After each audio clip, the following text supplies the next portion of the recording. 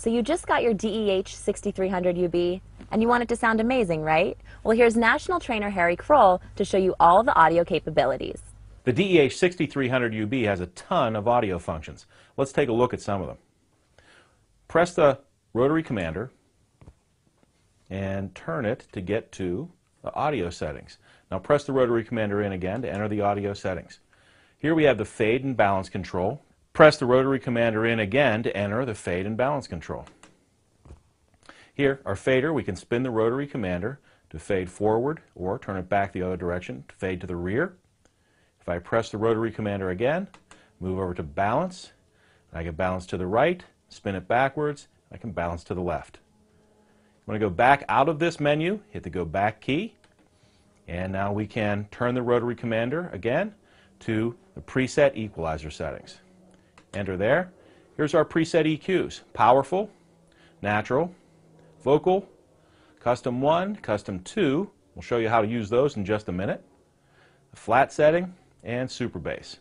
The DEH-6300UB has 2 custom equalizer settings. Let me show you how to use custom number 1. Choose any of the preset EQ settings, like powerful, for example, and now go back 1 level. Turn your rotary commander to the right to get the graphic EQ and press enter. Once you do that, you have a 5-band EQ to work with. Choose whatever frequency you like, press enter, and now you have a 6 dB plus or minus booster cut to work with on each of the 5 frequency bands. Any changes that you make to that initial powerful curve now become custom setting number 1. Now I'm going to back out and show you how to use custom setting number 2.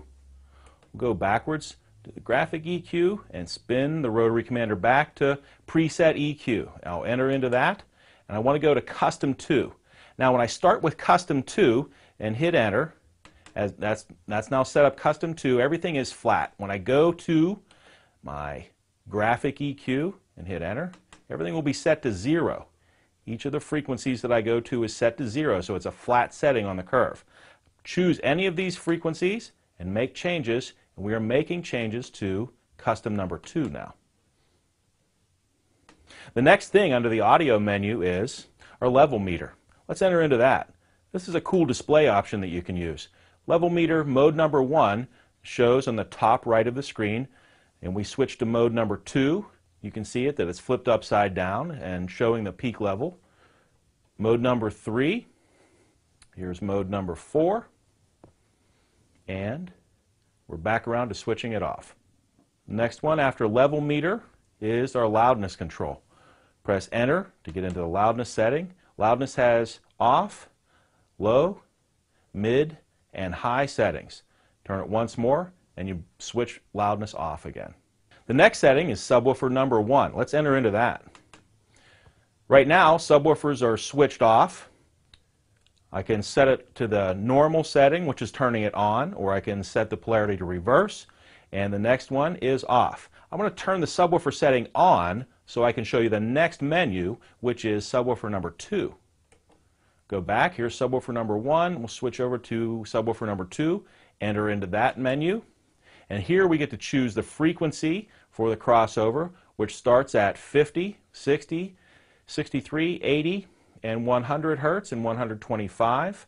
And I can choose my boost or cut for whatever crossover frequency I choose for the subwoofer. Back out of subwoofer number 2, and we're over to our high-pass filter settings. If you have a subwoofer in the car, you might want to turn on the high-pass filter so that only the higher frequencies go to all the other speakers in the vehicle. We do that by pressing in on the high-pass filter settings, turn our rotary commander to the frequency setting that we'd like, 50, 63, 80, 100, or 125. Turn it around again, and we're back to off. The next setting in the audio menu is the bass booster. Press enter on the rotary commander, and you can see bass boost is set to 0 right now. We can turn that up to 6 dB.